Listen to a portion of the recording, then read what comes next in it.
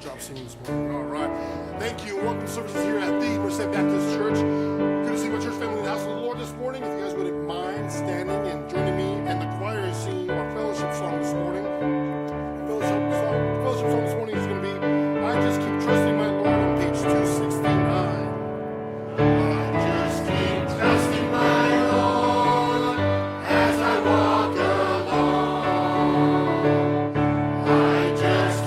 Trusting my Lord, and He gives us all.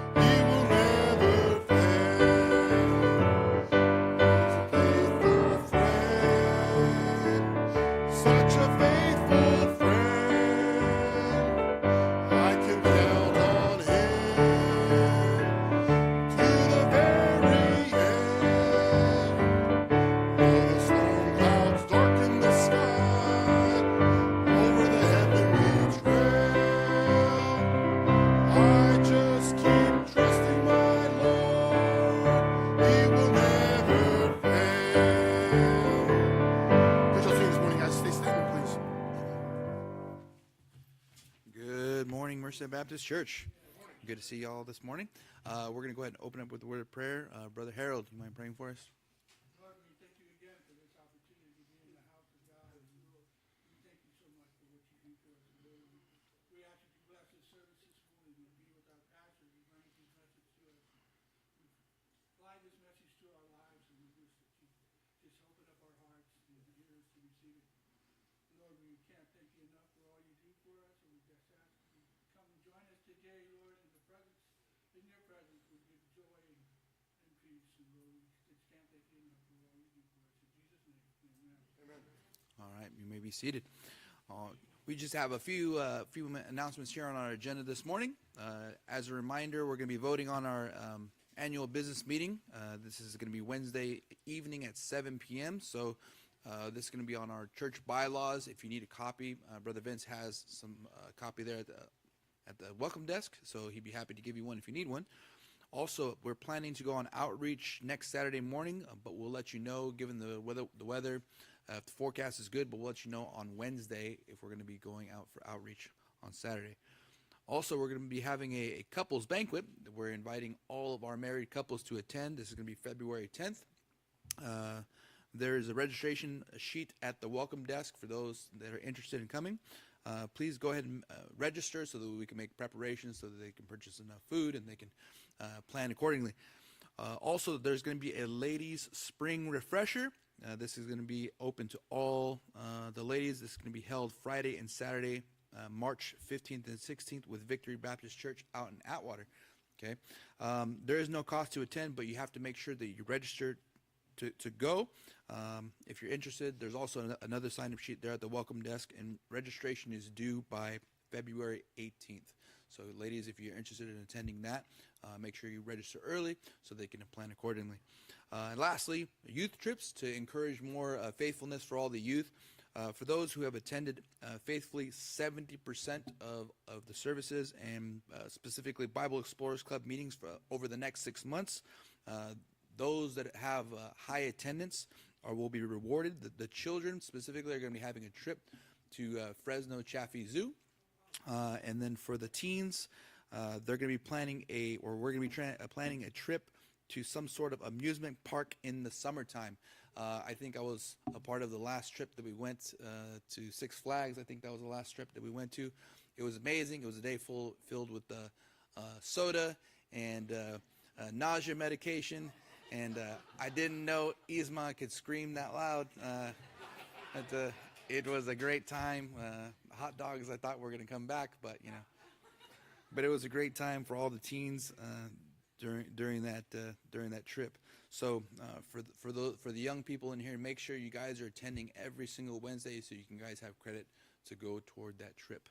That's all the morning announcements that we have, Brother Gabe. All right. You guys can stand in the house of the Lord and sing the next song with me. There is Power in the Blood, page 252. Page 252. We'll sing all 4 verses this morning.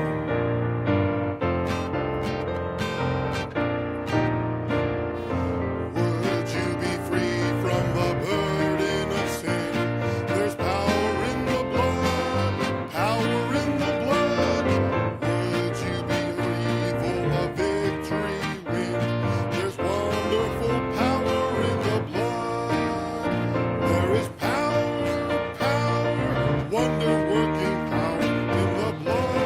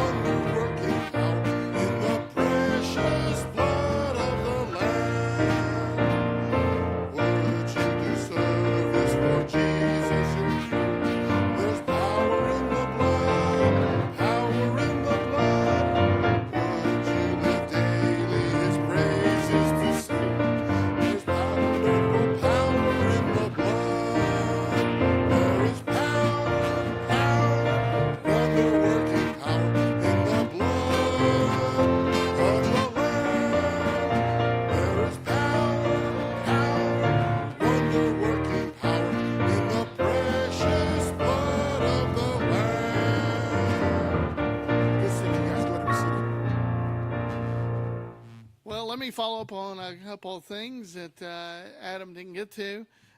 We didn't have on his sheet, but I want to make you aware of. First of all, it's only about 10, 15 days from IRS opening up so you can start filing your taxes. I know everybody's excited about that.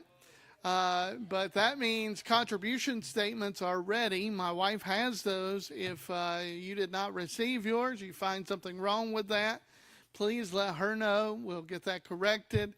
But make sure you get your contribution statement today so you're ready to go. I know some of you will lose it between now and when you file your taxes. We do have the ability to email that to you. And so if you want it emailed, later on, just let us know that as well. I wanted to remind our parents that we have started a toddler class Sunday morning and Sunday afternoons at 4. Come on and bring your toddlers, and Miss Catherine's going to be ready and raring to go to teach them, and that'll be a great blessing. Then I want to remind you also about these are at the welcome desk. These are this year going along with our theme, Redeeming the Time tracking card. And on the inside, you'll have a lot of bubbles. And those are for each service that you attend, shade that in. Now, I'm not going to look at this. This is between you and God. But it's just to help you visualize how faithful or how much you've missed church. As I said last Sunday, you take up a man's life, and if he attends a church like ours that has 3 services a week, and he attends revival services and everything very faithfully, it only adds up to about 2 years of your total life that you're in church. If you miss a lot of that, man, that gets less and less and less. If you attend only Sunday morning, you're only giving God about 6 months out of your entire life to worship. That's not a lot. 6 months out of a 70, 80-year life, that's not a lot. So I want to give God more than that. So get these, fill them out. And now I'm going to do this because I'm going to mention some prayer requests to you for those watching at home. And I know we have some people who really want to be here, just devil's fighting them, sickness and everything. Why don't you give yours a half shade if you're watching online and sick? Now, if you're just lazy and laid out sick, you don't get any points. But if you are sick and at home and couldn't be here because of that, give yourself a half shade on that and keep up with that. And that way you'll recognize and realize, okay, I was sick that Sunday. I couldn't be there. That's why I was out of church today. Let me share with you some prayer requests real quick, and then we'll get Gabe right back up here. It's been a long winter, folks, already. I mean, it seems like we've had sickness since November or earlier and just keeps spreading and going. Marcos and Nikki and their family, their two youngest kids, they've had to take them both to the emergency room this week. And let's pray for little Levi and Galea.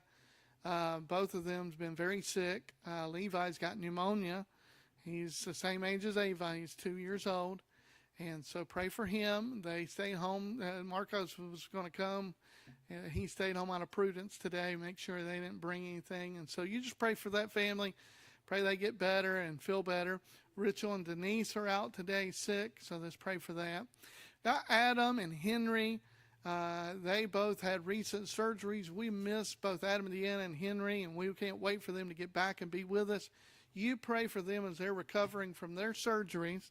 And then Miss Linda is going to be having surgery, Lord willing, on Wednesday morning, another back surgery. So this really helps her, and it greatly alleviates a lot of the pain and discomfort that she's in. So make that a matter of prayer this week. Let's really pray for her.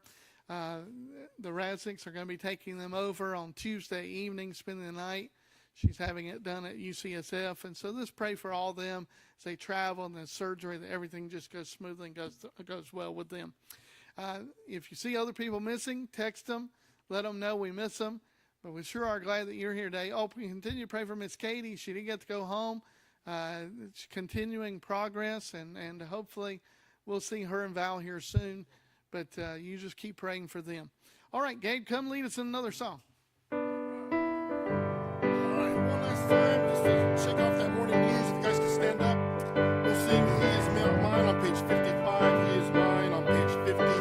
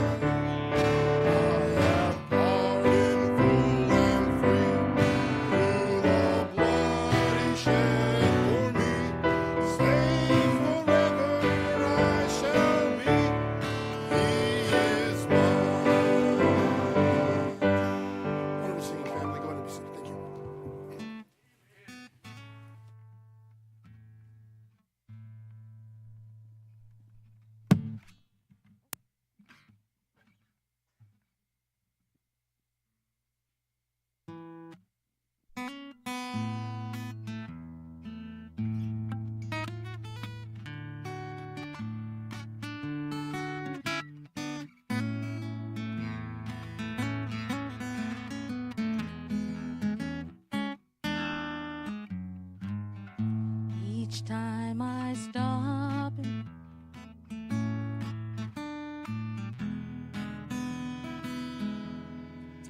each time I stop and take the time to look around me, I see the sign of His appearing everywhere.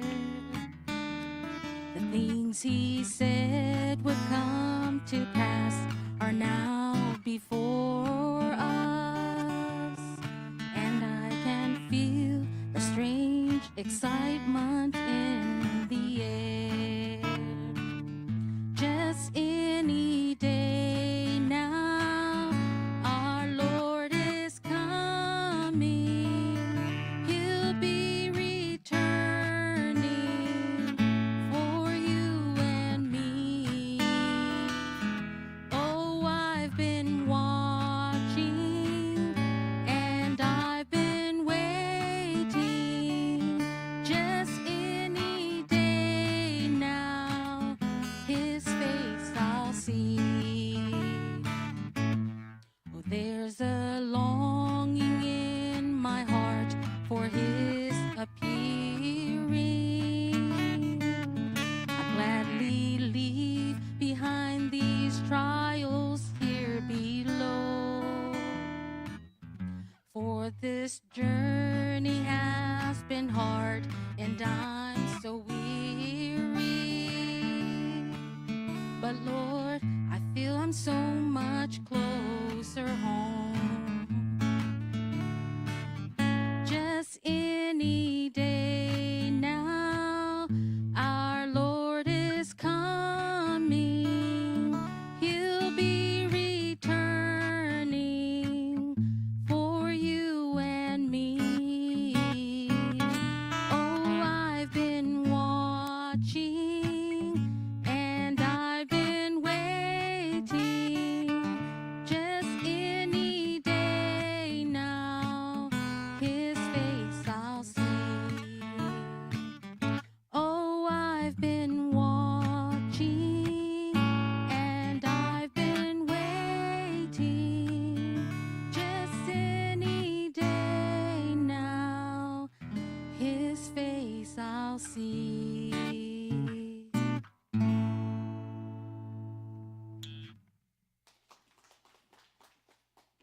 Thank you so much for that. That was a wonderful song, beautiful. I haven't heard that in a while. It's good to bring out these good old songs.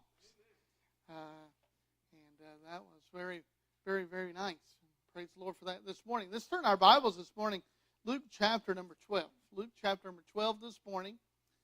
Preaching on this theme for our year, redeeming the time. And over the next several weeks, I've got messages with long titles. And this has got a long title to it. It's one of the longest titles to any message I think I've ever had. I want to preach to you this morning on the man who thought he had all the time in the world. The man who thought he had all the time in the world. And we would certainly not agree with much of what Henry David Thoreau believed and said. But this, what he said about time, I believe is true. Thoreau stated, as if you could kill time without injuring eternity. You cannot kill time and not affect your eternity. Time, that most precious commodity, that most precious resource, that most valuable treasure that God has given us, time, is something that we need to be keenly aware of and use in appropriate ways. Many people are just killing time day by day, but in doing so, they're missing out on the important matters of life. And this is the case of such a man in the Bible that we're going to read about this morning. Here is a man that Jesus described, a man who thought he had all the time in the world. And there's a lot of people like that in our world today. There's a lot of people who live life as if it will never end, as if they have all the time in the world. And we're going to look at this man and learn some things from it this morning. Follow along with me as I read Luke 12, starting in verse number 13. And one of the company said unto him, Master, speak to my brother that he divide the inheritance with me. And he said unto him, Man, who made me a judge or divider over you? And he said unto them, Take heed and beware of covetousness. For a man's life consisteth not in the abundance of the things which he possesseth.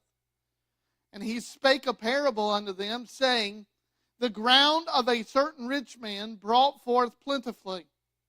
And he thought within himself, saying, What shall I do? Because I have no room where to bestow my fruits. And he said, This will I do. I will pull down my barns and build greater.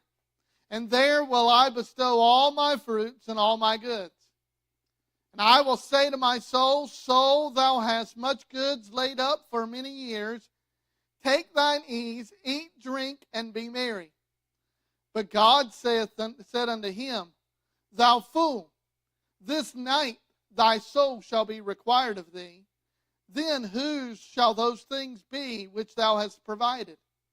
So is he that layeth up treasure for himself and is not rich toward God. I want to look this morning at this man who thought he had all the time in the world. And I want you to see some things about this man. And I think this will be a big help to us as we start out this year. I want you to see, first of all, the foolish man's abundance. Christ called this man a fool, so I have no reservation or hesitation in agreeing with Christ. This man and the way he lived his life and all those who follow in his footsteps God considers a foolish person. And this foolish man had much abundance. Here in Luke 12, we find Jesus, as we start this chapter, we find Jesus speaking to a very large group of people. If you go back to verse number 1, it says the place where he was, that was so packed that people were trampling on each other. They were crowded in there. They're trying to hear Jesus. And yet, in the midst of his teaching, he gets interrupted by a man who's having a personal dispute with his brother about inheritance. He and his brother, somebody has died, and evidently parents have died, and it was a question of inheritance, and this question prompted this parable that Jesus spoke unto them. In this parable, we meet this certain rich man. Now, I've said before, and I say it again this morning, I know parables are stories that Christ used as illustrations, but I do not know for certain that they were not based upon actual people and actual events. And I don't think we can say that for certain. I believe that if he says a certain man, that Christ was thinking of a certain man who these things actually happened to. And so whether or not this is fictional, or whether or not it was just made up, or whether or not it was an actual event, that's beside the point. That's irregardless of the issue here that we're going to be looking at this morning. This man had so much stuff that he could no longer store it. That sounds like Californians. I mean, the majority of the people on my street cannot park in their garage, and I'm not trying to throw stones if you can't park in your garage. I can get both my cars in my garage. But the majority of people on my street can't park in their garage. They can't fit one car in there, much less two, because they've got so much stuff. And then a lot of those people not only have all that stuff in their garage, but they rent a storage unit to store more stuff. We are blessed beyond measure in this country that we have to build storage systems and storage units to store our extra stuff. That is a great blessing, whether we realize it or not. Maybe that's a problem and not a blessing. We see this man had great abundance. And I want you to look at a couple of things that he had in abundance this morning. I want you to see, first of all, this man had abundant wealth. There's no doubt about it, this man had abundant wealth. This man was not middle class. This man was not upper middle class. This man was one of the extremely wealthy people that live in this world. And here is a man of great abundance materially, a man of great riches. He was rich, and he was getting richer by the day. A man of extreme abundance wealth. And often we envy such people when we shouldn't. Those that are rich materially are often poor spiritually. And it would be better, folks, to be rich spiritually and be poor materially than to be rich materially and poor spiritually. We do recognize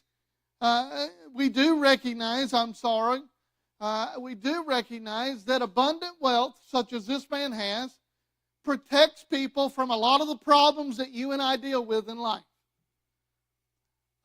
They don't have to worry about food on the table. They don't have to worry about a house over their head. They don't have to worry about paying all their bills. They don't worry about those kind of things.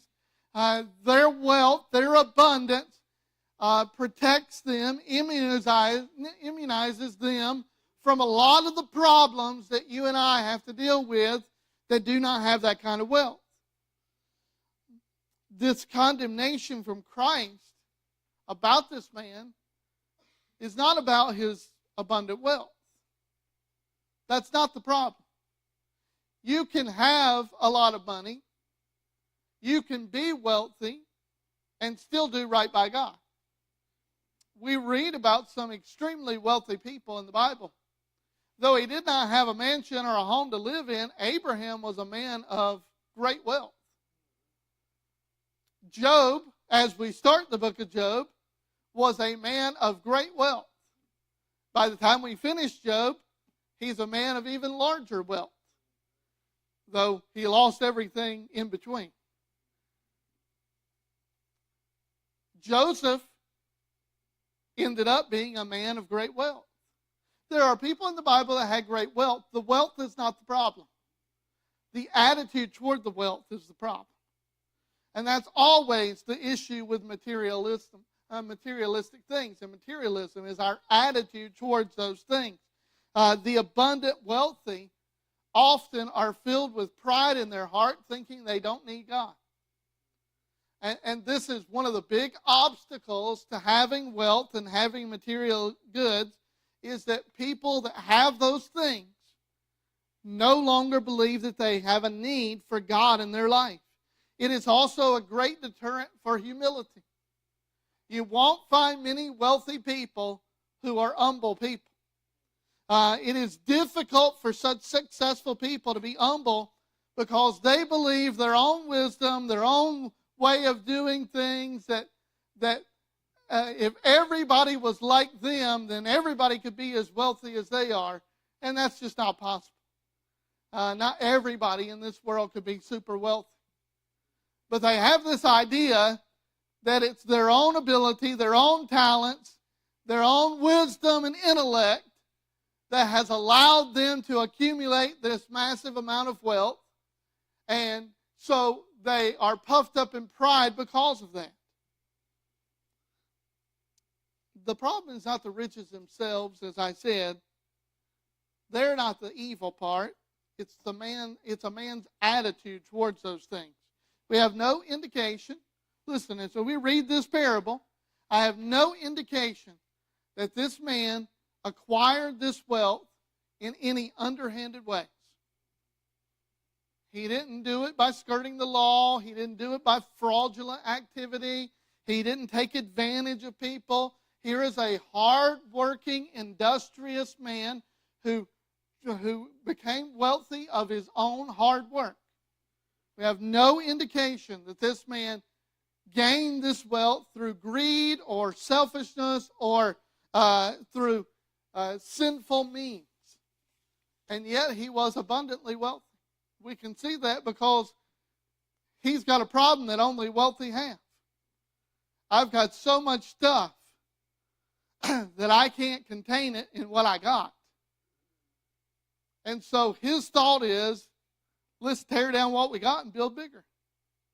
And he doesn't give a moment's hesitation thinking that that's exactly what he needs to do.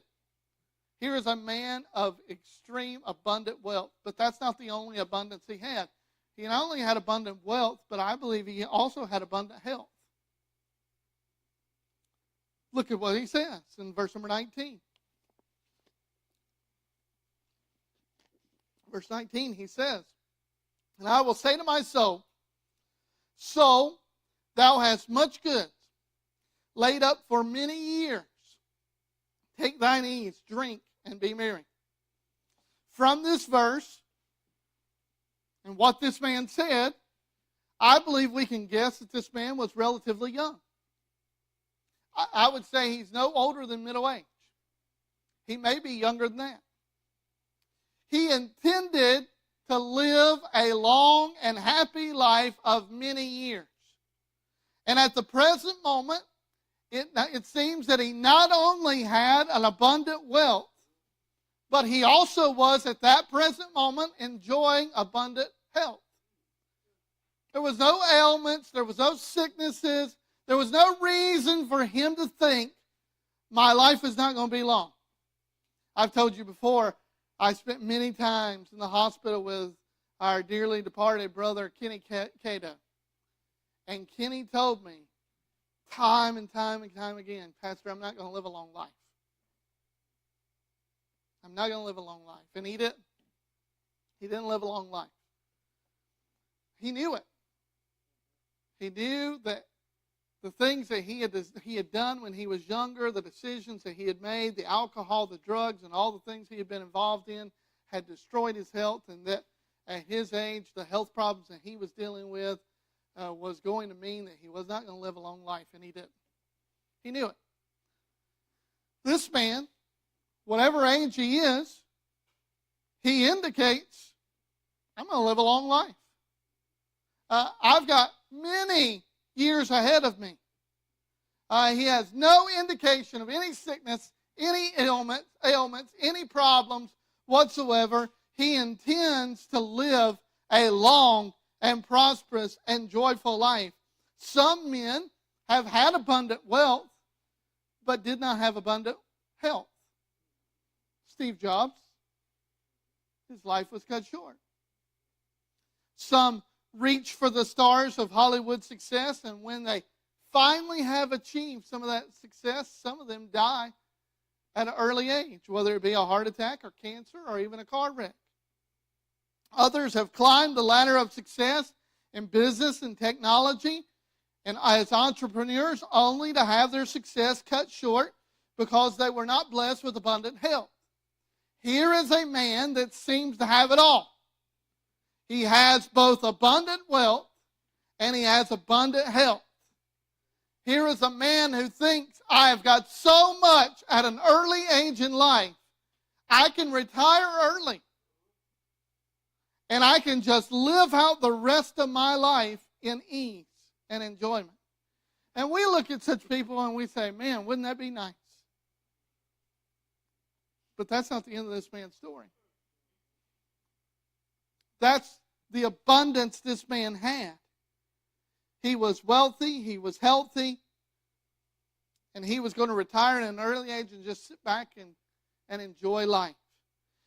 The abundance of this for this man was not a blessing in his life, it was a curse. Because his abundance led him to make some terrible assumptions. And that abundance still today in people's life leads them to make the same bad assumptions that this man made. Just as many in our world today, few may have abundant wealth of this man, but they are blessed with more than enough. Most people in America, not everybody, but a lot of people in America are blessed with more than enough. We live in the United States of America where large numbers of people live with more stuff than they have house for. More stuff that they have room for. Such abundant wealth lifts men's heart, fills them with pride, and makes them believe they have no need of God. Why are we where we are in the United States of America in 2024? It's because we've been so blessed in this country that this country doesn't think they need God. And I would hate to think that God has to financially humble us and break us in order for this country to turn back to Him, but I believe that's probably the only way that we would ever turn back to Him. I'm talking about real homelessness, not the homelessness that we have. I know sometimes people out there homeless have had unfortunate circumstances, but a lot of that's by choice. I remember when Rachel came over here and she was riding in the car with us one Saturday as we were going on outreach, and she had just come to the United States not long. And I said, Rachel, I said, do you have homeless people in the Philippines? And she was just getting used to speaking English. She said, yes, Pastor. And she said, but it's different. I said, well, how is it different? She says, homeless people in the Philippines don't have iPads.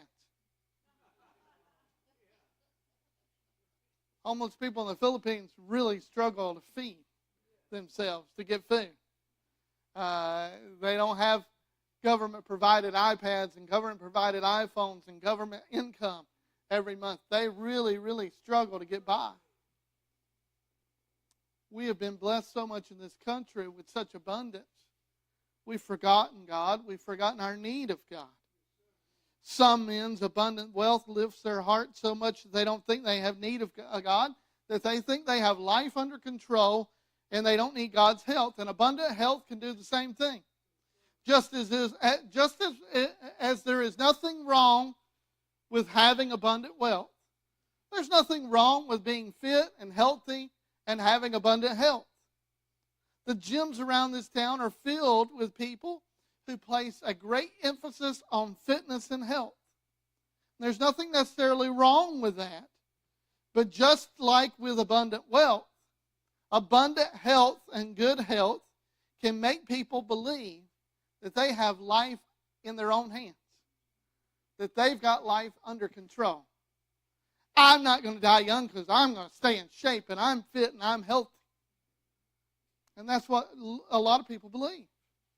And I'm not knocking staying fit and staying in shape and healthy. And I know the problems that, having extra weight like some of us have can be. But just being thin and fit and in good health doesn't mean you're going to live a long life. If you think it does, you've made the same wrong assumption this man. People like that think they have no need of God either. They don't need God's help. Malachi 2:2 says this, if you will not hear, if you will not lay it to heart, to give glory unto my name, saith the Lord of hosts, I will send a curse upon you. And listen to what God says. I will curse your blessings. God said, I'll curse your blessings. Yea, I have cursed them already because you do not lay it to heart. Here in Malachi is a group of people that they had returned from captivity. They are back in their homeland. They're back in their homes. Their society is being rebuilt. It's growing. It's prosperous. Things are going pretty well for everybody. But in the process of doing so, they've got good wealth and they've got good health. But in the process of doing so, they've forgotten God. And God says, if you won't listen to me, you won't worship me, you won't serve me, you won't love me like I deserve to be loved, and won't lay it to heart what I'm trying to tell you, he says, I'll curse your blessings. I'll make those things that ought to be a great blessing to you become a curse to you. And I wonder, folks, as we sit in 2024 in America, if God has not done that to our country. If he has not taken the material blessings, the modern medicine and health and technology that we have, and he has not turned those into a curse, because we have become a nation that has become self-reliant and think we have no need of God. I'm telling you this morning, abundance is not always what's best for us. It's not always what's best for you. You may be going through a trial right now and you wonder why you're going through it. And it may be because God knows you can't handle too much success. That you need some adversity, you need some trials in your life to keep you close to him and keep you looking and leaning and dependent upon him in your life. The abundance of these things is not wrong, but man's attitude that develops from the abundance of these things is what's wrong. We see the foolish man's abundance, then we see, second of all, the foolish man's assumptions. This man made some terrible assumptions because of his abundance. What were these assumptions? Well, I want to give you three real quick. He made an assumption about counsel. His assumption about counsel. This is, you might miss this if you just read this quickly and you don't take time to look at this. But look at verse number 17. Back up to verse number 16. The ground of a certain rich man brought forth plentifully, and he thought within himself. This man had a problem that you and I would like to have. My business is doing so well, I don't know what to do. We have outgrown the warehouse where my business is operated. We have outgrown the space where we're at. Wouldn't it be great if Merced Baptist Church outgrew this space? We've had that problem before. We went years downtown in that cramped little space.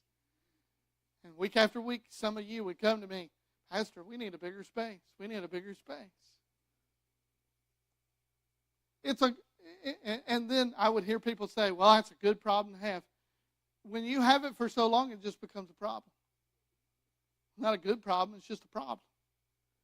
This man had a problem that we'd all like to have. So what do most of us do when we have a problem that we need to handle? Well, it's wise of us to seek counsel. That's a good thing. There is safety in the multitude of counselors. The Bible in the book of Proverbs tells us again and again how it's wise for us to seek counsel of God, first and foremost, but of godly people, secondly. This man sought counsel. He did. He sought counsel in his own heart, in his own mind. He said, I don't need to ask God what he thinks. He probably knew God would tell him, why don't you sell half and give to the poor? Then you won't have to be building bigger barns. He probably knew that might be God's response, so he didn't want to go there. He didn't want to go to the pastor because the pastor would say to him, hey, we're trying to pay off this mortgage. Why don't you sell part of that and pay off our mortgage for us so that we can do the Lord's work? No, this man thought the best counsel that he could get was right up here. This man thought the best counselor that he has was the guy he looked at in the mirror every day. And that's the assumption that most people make in this life. Even most Christians. The counselor you look to and lean upon most of all is you. I think, I feel, I want. That's your counselor. This man made a terrible assumption about counsel. He assumed that he was the best counsel for what he should do in his life.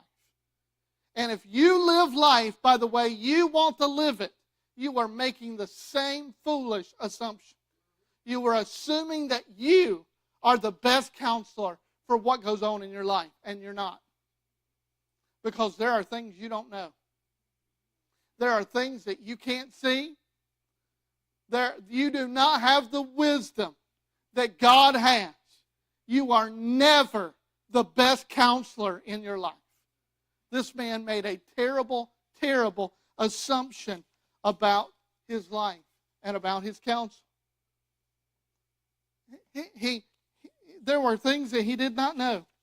There were things that he could not know. You and I don't know what's ahead. But do you know this? You don't even know what's really going on right now. You don't know all that's going on.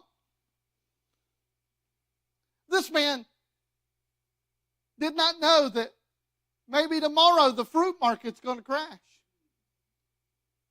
And he's not got so much as he thinks he's got. He didn't know that. He's assuming that whatever he's got is going to be worth as much, if not more, tomorrow. But he doesn't know that. He doesn't know that in his big barn filled with all his fruits and all his goods, if mold and rot has not already set in and underneath the surface destroying his wealth and his prosperity. He doesn't know that.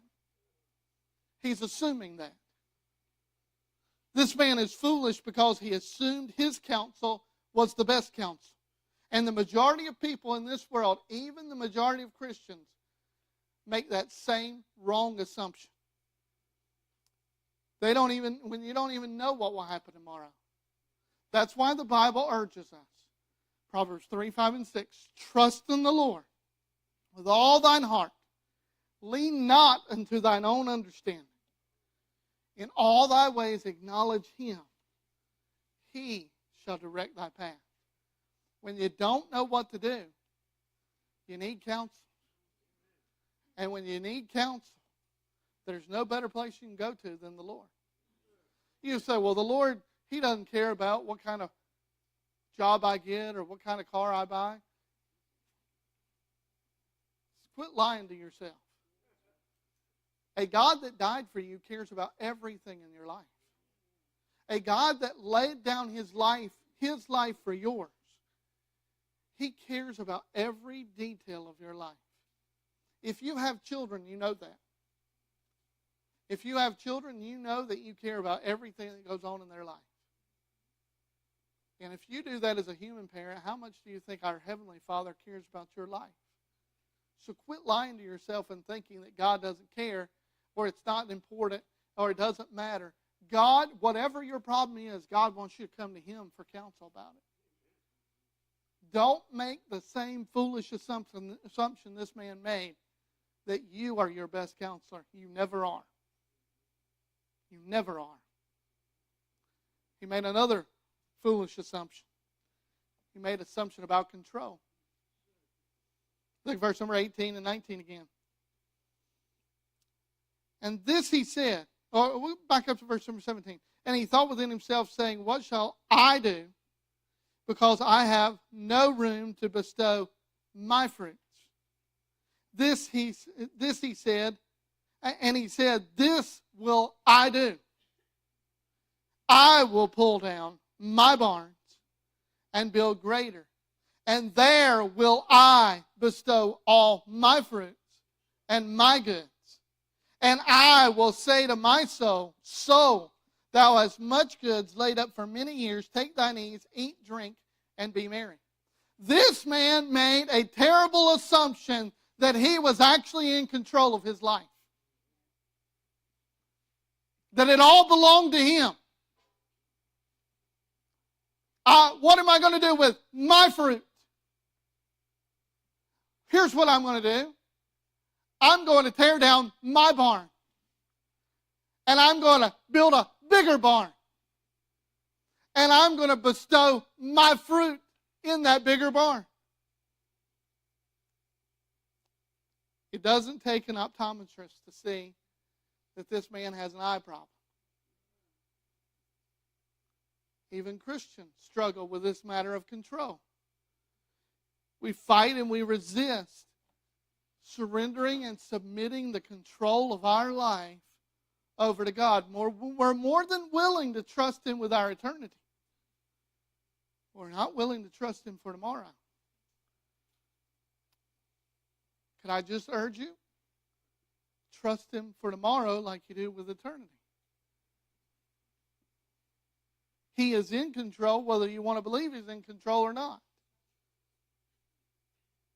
We sometimes grow impatient with God's handling of our life, and though we said we would give Him control, we find ourselves struggling to take the reins back and take control of that matter when it doesn't seem to be going the way we want it to go as quickly as we want it to go there. This is a foolish assumption because, can I tell you a little secret this morning, folks? You say, I got to take back control of my life. I'm going to let you in on a little secret. You were never in control of it to begin with. You never were. The fact that your heart beats another beat from right now, you have no control over, but God does. The fact that you woke up this morning and you weren't looking at the bottom of flowers,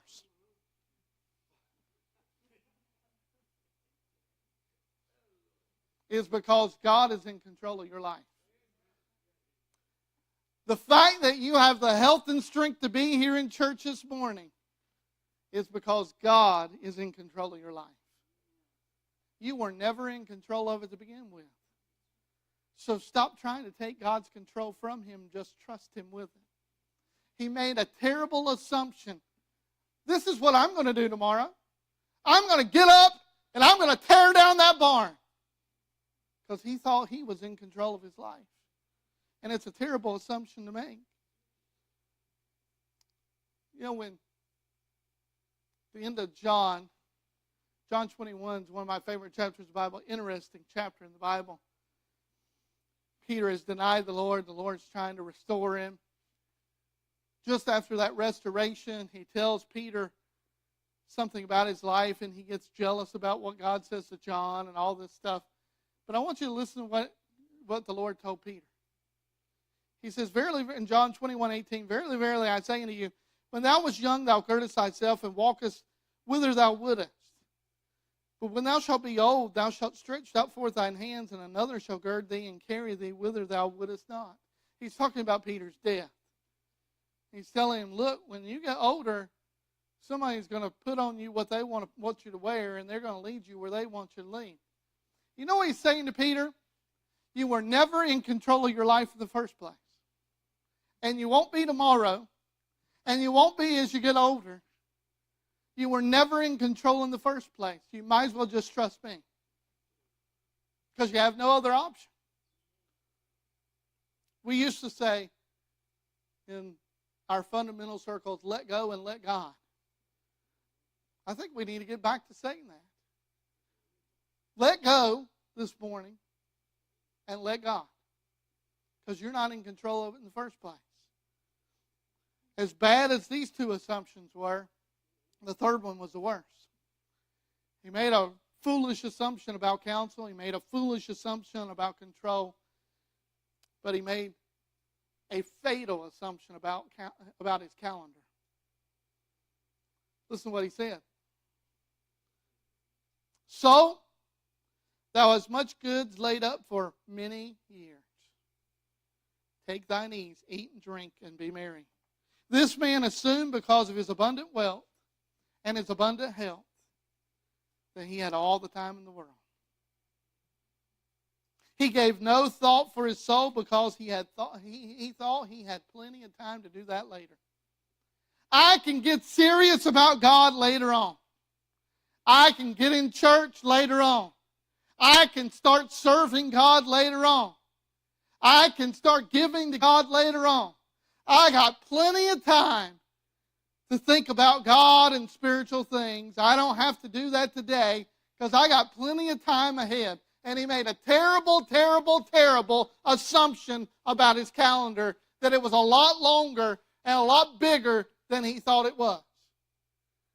I wonder if people are making that same wrong assumption today. He assumed he had all the time in the world. He assumed he had a lot more time. And there are a lot of people that make those same assumptions this morning. Their calendar to them is large and it's long. He was not redeeming the time. He was squandering the hours, the moments that he had left in life. When he should have been on his face seeking a right relationship with God because he had only hours left in his life. He was wasting his time. He wouldn't live to see another day. From the world's perspective, this man was making good use of his time. He did a lot in his short life and planning bigger and better things. But from God's perspective, this man was a fool. Because he made some terrible assumptions in life. Made some wrong assumptions about his counsel. He made some wrong assumptions about his control. And he made a fatal assumption about his calendar.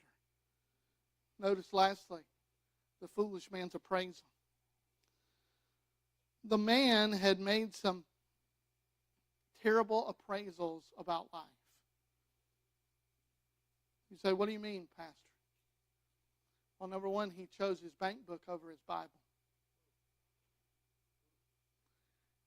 Chose his bank book over his Bible. This man, like many in our world today, measured success by how much he had in his bank account, not how close he was to God. He measured success in the abundance of the things he possessed, not in a relationship with his Creator. His love for money and his materialism caused him to think little to nothing about God. He might have even assumed that his prosperity was a sign that God was pleased with his life. Otherwise, God would not have blessed me with so much. There are a lot of people that are like that. Look with me in 1 Timothy chapter number 6.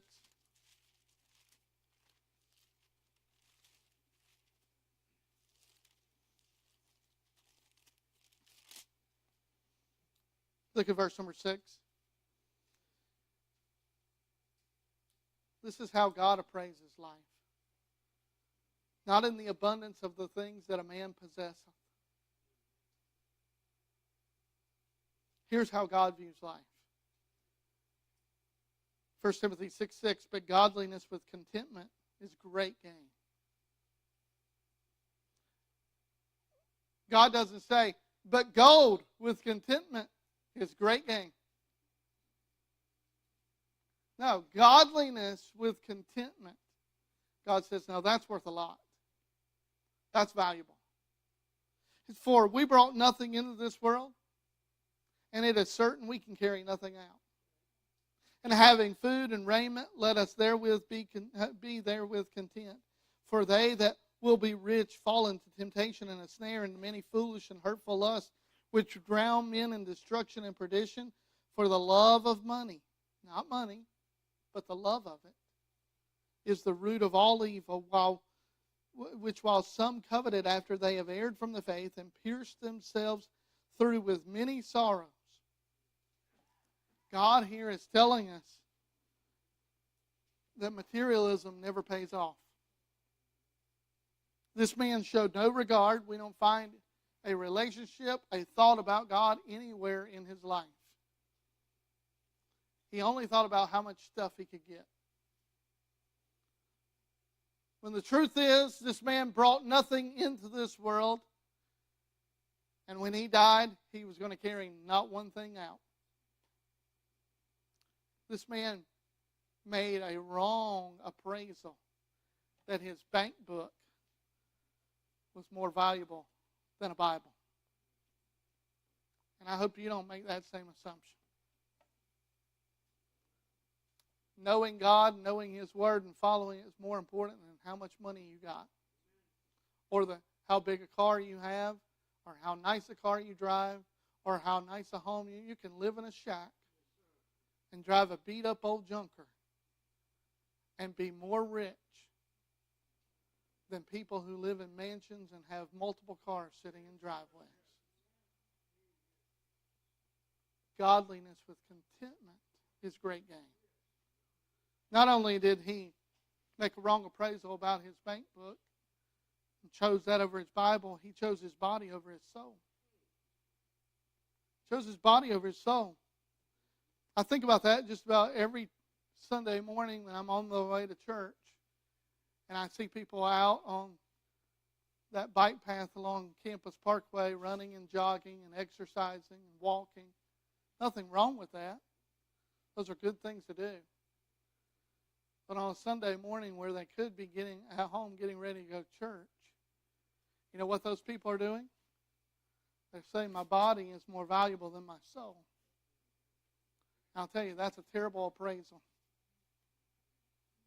It's like choosing pyrite over gold. It's like choosing fool's gold over gold because it's shinier. Choosing your body over your soul is a terrible appraisal of things. Putting effort and energy to maintain a body that is already condemned, already headed for death and destruction, and giving no thought to a soul that is going to live somewhere for all eternity. Because we're told in the Bible, either that soul will abide with God in His presence, or it will abide in hell away from God. Christ asked this question in Mark 8:36 and 37, for what shall it profit a man if he shall gain the whole world and lose his own soul? Or what shall a man give in exchange for his soul? Sadly, I want to tell you this morning, a lot of people give very little for their soul. They sell their soul for a few more hours at work. They sell their soul for a few more dollars to make, for a little bit more money, for a little bit more stuff, for a little bit more pleasure, for a little bit more ease. They sell their soul for that. They sell their soul for cheap trophies that collect dust on shelves about sporting events that won't matter in eternity. And they sell their soul for it. A soul has no use for bigger barns and banquets. Those are material pursuits. The soul is designed for the spiritual side of life, not the material side of life. What you're doing here right now is the greatest investment that you can make, one of the greatest investments you can make for your soul. You ought to be back at 5 and invest it again. Don't choose your body over your soul. You say, well, I got a lot to do today. It's choosing your body over your soul. You say, well, I'm going to be tired tonight, Pastor. I'm the one up speaking. All you're doing is sitting listening. I'm going to be back.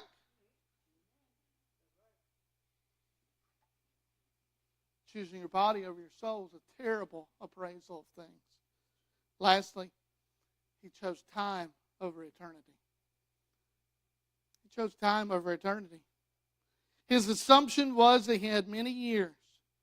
It's a terrible mistake. He thought he had all the time in the world. He had plenty of time. And he gave no thought what would happen when time runs out. And guess what? Time is going to run out for all of us. Eternity was much closer than this man could have imagined. It was not days away. It was not weeks away, nor, as he thought, years away. Eternity for this man was just hours away. Now, we're not told what happened. Did he die of a heart attack in the middle of the night? We're not told. Perhaps such a man of great wealth is a prime target for thieves and robbers. Maybe somebody broke into his home and killed him and murdered him for his goods in the middle of the night. We're not told how this man died. We're only told God says, thou fool, tonight thy soul shall be required of thee. Tonight, your time's up. Tonight, you're stepping off into eternity. And all those things that you live for, all those things that you love, whose are those going to be? Somebody that won't appreciate them. Somebody that wouldn't work and earn them. Somebody who probably most likely squander and use them. I wonder if people are not sitting here this morning thinking they have all the time in the world when they've got less time than they think they've got. Thinking you've got plenty of time to get serious about worship, serious about serving God, serious about giving to God, serious about living for God. This man made some terrible appraisals. Let's hear. But you know what? In the end of time, our appraisal doesn't matter. It doesn't matter. It doesn't count. What we think of our life is not going to matter. Let's hear the Lord's appraisal. Look at verse number 20. But God said unto him, thou fool. This man thought he was wise. God says, you're a fool. Thou fool. This night thy soul shall be required of thee. Then whose shall those things be which thou hast provided? And listen what the Lord says. So is he that layeth up treasure for himself and is not rich toward God. We just we're giving out today our contribution statements. I hope you got one. If you didn't get one and you're a working adult, are you any different than this man?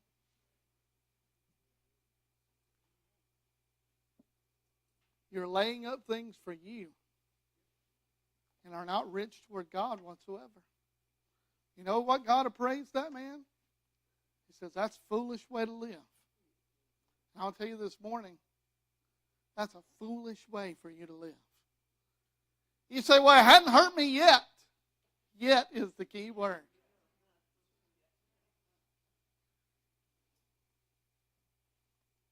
I'd rather be rich toward God than rich toward me.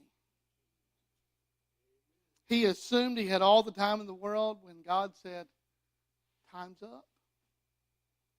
And someday he's going to do the same thing in your life.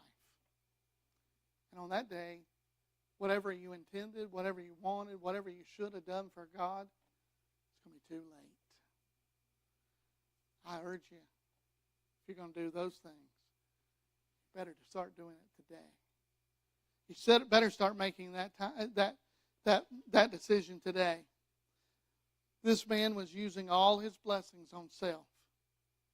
And I'm urging you today, don't do that. Today is all you have. There's no promise of tomorrow. Don't live like this man thinking you've got all the time in the world when you don't know that. You don't know that at all. Our heads bowed, our eyes closed. Don's coming to the piano this morning. Would you be here this morning and you say, Pastor, I realize this morning God showed me I've been making some of the wrong assumptions about life that this man made. I've been leaning too much on my counsel and not trusting God and His counsel. Pastor, this morning I admit I've been trying to control my life.